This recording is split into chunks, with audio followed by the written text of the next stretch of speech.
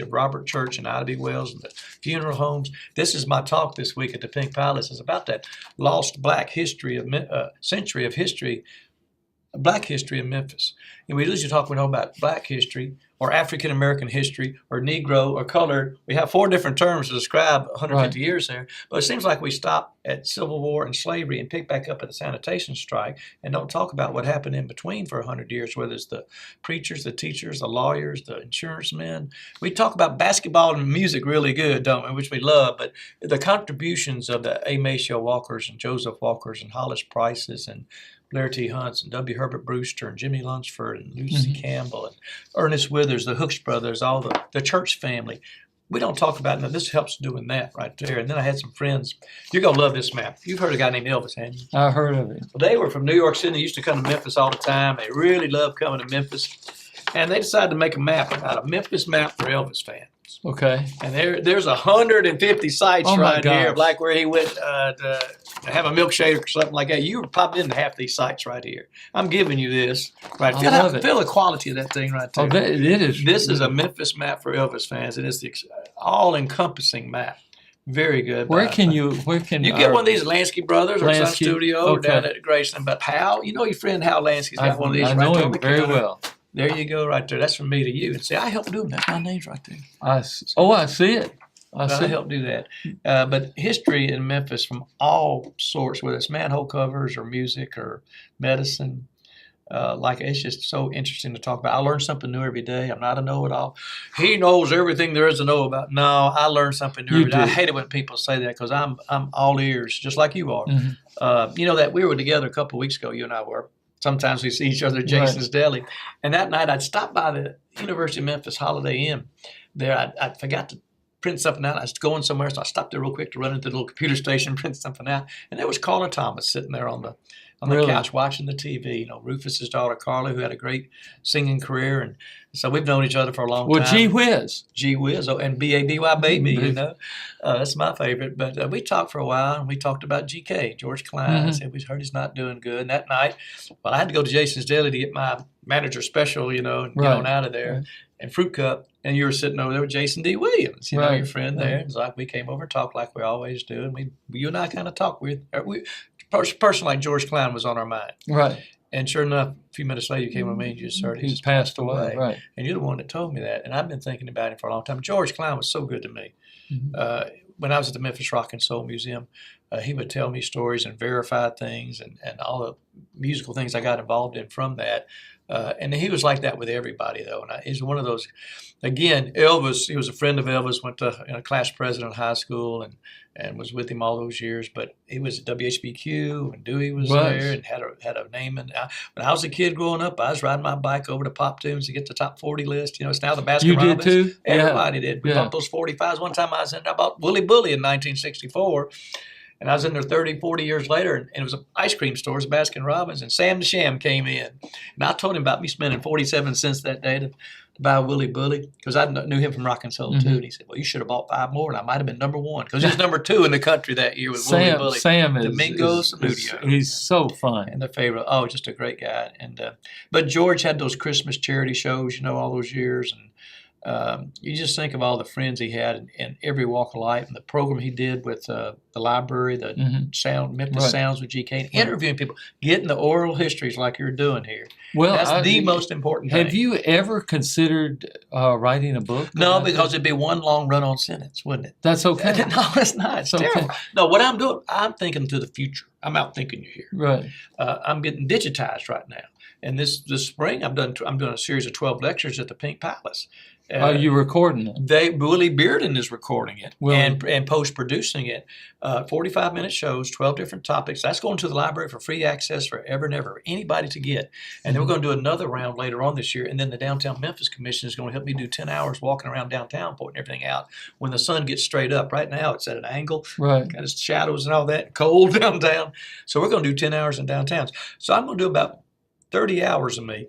Okay. Digitized.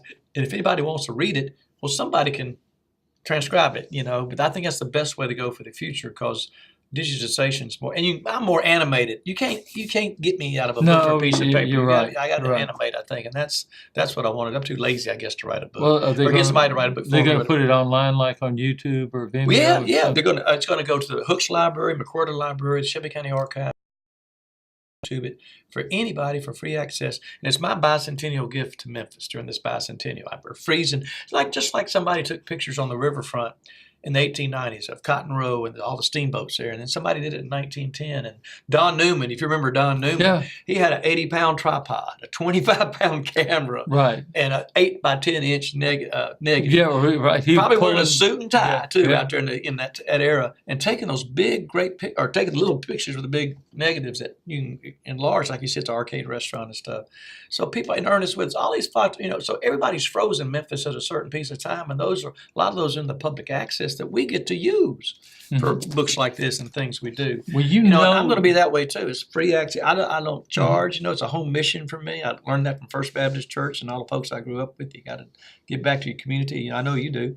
But you've got all of this history, and you're learning more. I understand that. If someone had to ask you, and I'm going to ask you, what is your personal favorite, whether it's so minute or the grandest thing, what is your favorite piece of minutia that you find that not many people know about?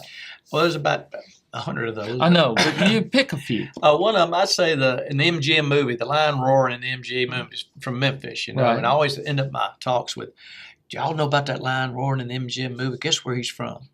And they go, Memphis. That was a good guess because every answer on my tour is Memphis. Right. Well, do you listen closely to what he's saying? He's going, Memphis, Memphis. And everybody looks at me like, what? I said, that's the only lie I've told all day. And I tell that lie intentionally because everything else I said is true.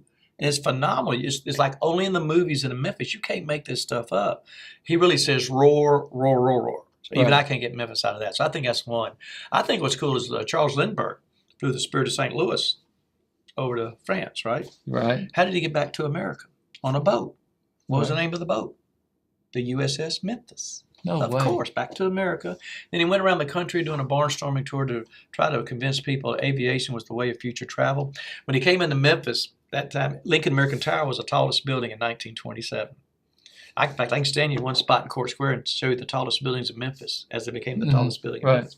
So he buzzed around Lincoln American Tower, to get attention, everybody's attention. What's this crazy plane coming in here? And he lands out at Armstrong Field, which is just south of Millington at the time.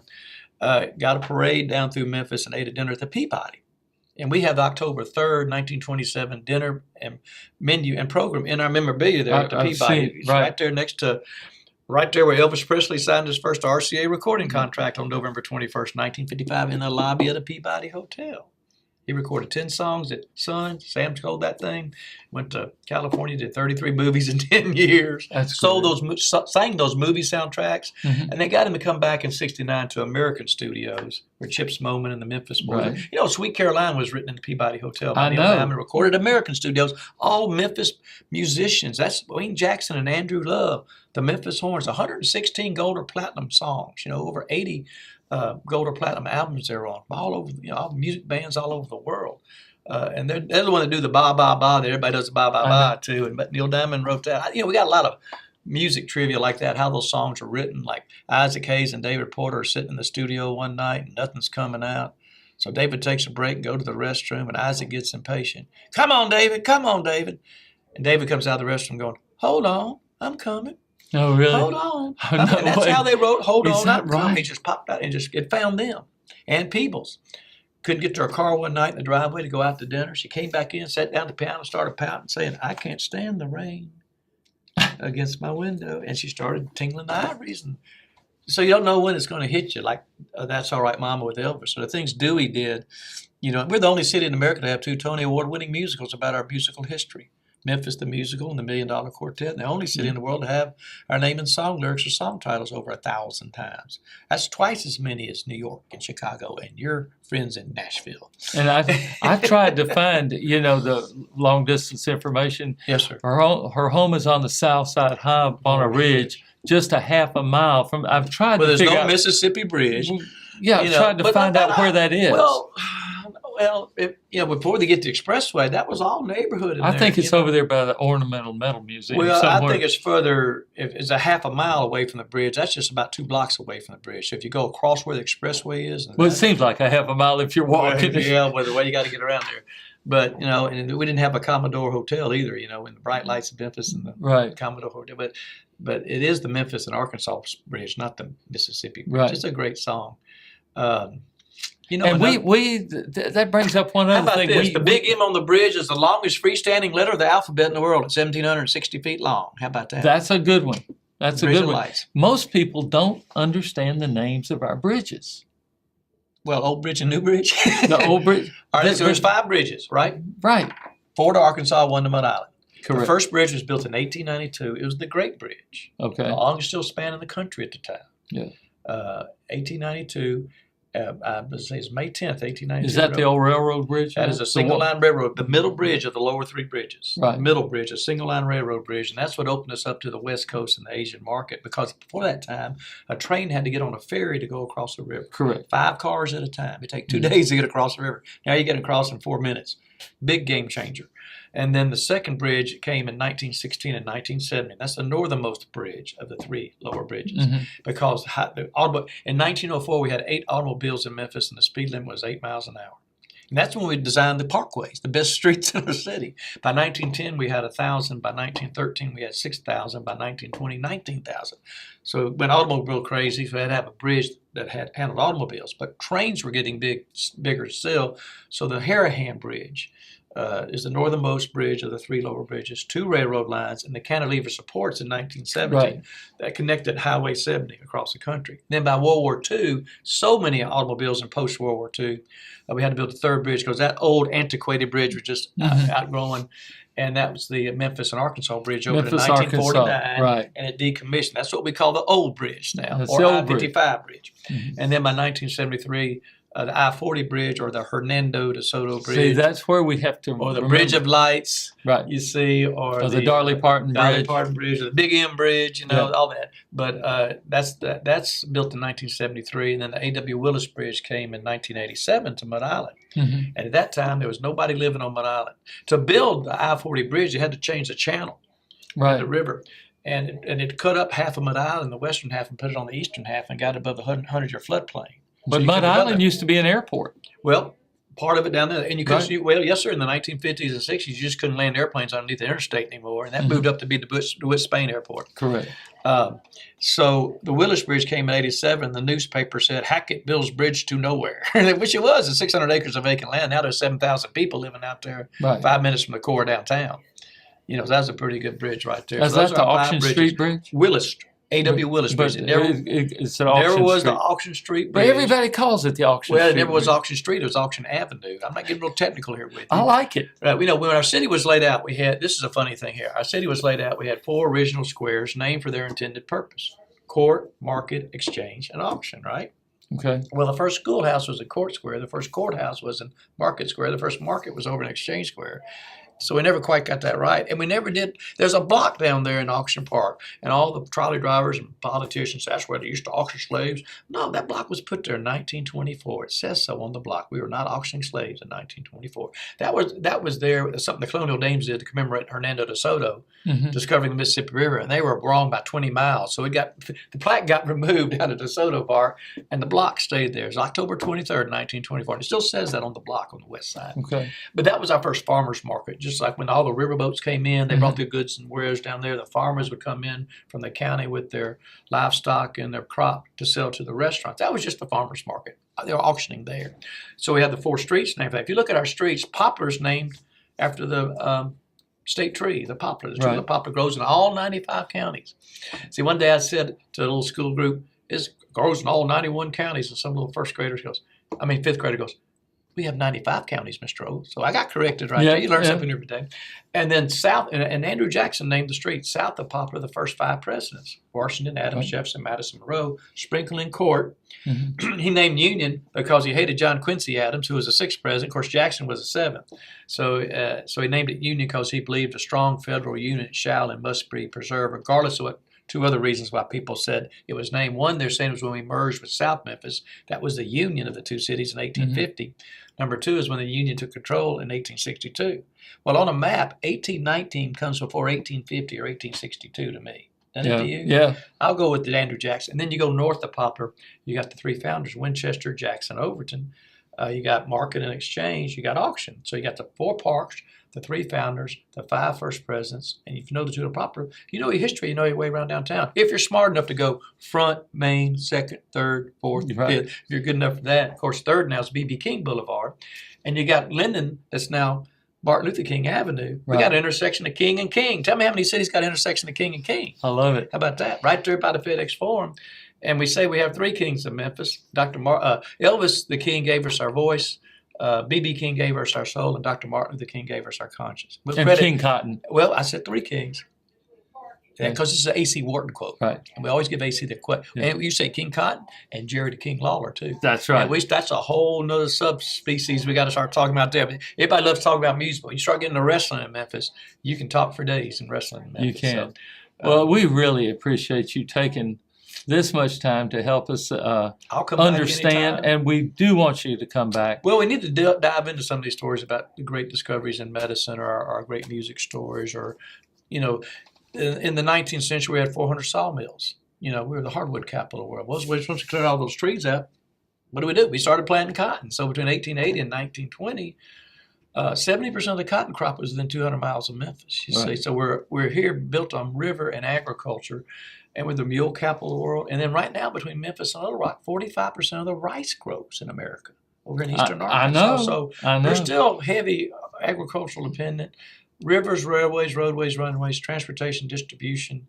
And you put one more, rice. Rice now, you yeah. Put and then rice. Hospital and healthcare is number two. And then tourism and hospitality is number three. In the last 25 years, we've exploded with our heritage tourism product. Grayson's the second most visited home in the country. And that's what we need to remember. And the National Civil Rights Museum has expanded, and of course you got Stax now is just a wonderful museum. Sun, you know, there's over 20 museums in downtown Memphis right now. Over 27,000 people live in downtown, and over 110 restaurants. And when you got the FedEx Forum and AutoZone Park, Orpheum, over 100 Broadway shows. This whole month of July is Hamilton.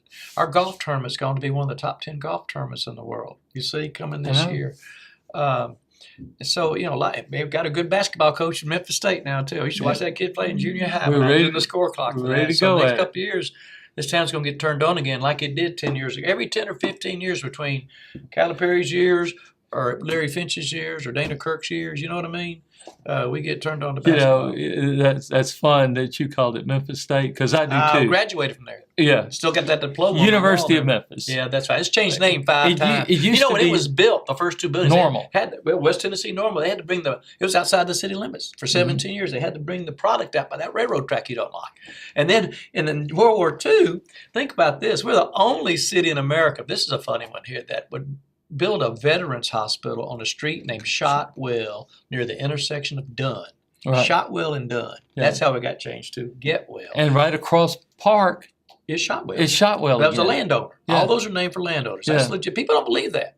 It was 44,000 wounded Union World War II soldiers coming by train from the West Coast Right. to the ambulances. That hospital was built there because of the location of the train line and Right. easy access. 165 buildings, 11 miles of hallways. Mhm. And I found a 1944 Christmas menu, and it's turkey and dressing and all the trimmings. And for dessert, they had pecan ball, chocolate pie, and cigarettes. Cigarettes was a dessert That's on right. the menu. In World War II, you see all those Absolutely. movies. And but the largest general hospital in the country, we had a huge World War II presence here because of Crump, McKellar, and Chandler getting it here from the Defense Depot and the Millington Naval Air Station and Second Army Air Corps. We had a TNT plant out making TNT out there in Millington, the Exactly. big stacks. You know, Exactly. Chickasaw Ordnance. There was no smoking on at work. No And cigarettes. it would blow up every so Well, often. I remember that. Pace. Now, you went to East High School, right? East High Mustang, then Okay, it became a awesome. Central Warrior. Oh, my goodness. Now, East opened in like 1948 or something like I wasn't there about that. that. Oh, you sure? Yeah, you pretty act sure. like Where you've did been you around. go? I went to PDS and then MUS. PDS. I was a spelling champion at PDS in 1964. That upset a lot of people. It was a shocker, let's put it that way. Yeah. I wasn't a good student. I talked too much, is what they said, and then ended up being an all-state basketball player at MUS. Well, we're talking Coach now. Peters, and then had a great. We won his 100th game that year. He won over 1,000 in his career. Just a great career there. So I've been very fortunate. My parents raised me in First Baptist Church in East Memphis. My father was Dr. L.C. Ogle. Mm-hmm. Of course, he passed when he was 51 in 1969. I still have women to this day. Listen to this story. Come tell me, Daddy had the best bedside manner. And the other day I was at a place, and this lady comes up to me, your daddy delivered my children. And that's a long time ago. Right. And he took in Dr. Ballinger. Yes, sir. And Yes. listen, and she said, well, guess what? I said, what? Because they always want to tell you something. He had the best bedside manner. I said, okay. But he didn't know I was going to have twins. I said, well, did you? And she said, no. Well, how'd you expect him to know? He says, that's okay. He only charged me for one. So I just love hearing these stories from people like that, And then Dr. Bill Ogle, my uncle, he the was neurosurgeon, and Evelyn, the pediatrician, and EEG work and all that stuff. I remember Evelyn. Dr. Hal James. Hal P. James. I'm looking for my Hal Pearson James wastebasket here and stool. When you moved into his office, right? I moved into his office. You kicked him out. He retired, and those are the only two things he left. Well, a wastebasket and an examining We've been stool. talking about that for 10 years now. Well, it's been longer than that. Well, my older brother, Kurt, was a emergency room physician at Methodist North for a long time, too, and my mother was a nurse. And so this apple fell far from the tree. Both my grandfather and great-grandfather were doctors up in East Tennessee, And what did you study? What kind of work I ended up being in do? Parks and Recreation. I got a degree in education. I was on the 10-year plan going through college. Parks and Recreation? Parks and Recreation at the University of Memphis, Memphis State, and went into municipal recreation with the Memphis Park Commission doing special events in the community Where was centers. Odd Anderson then? Well, he was probably an umpire, a referee. I don't know what he was. That was 79 is when I started the Park Commission. Yeah. I was just in remember the 60s and 70s. I remember Ms. Ewing. Lucille Ewing with the Children's Theater, the Quonset Hut. That Quonset Hut, y'all can't seem to find the right spot for either. Where there's Union Avenue back when I was there, it was in the Pink Palace in the theater.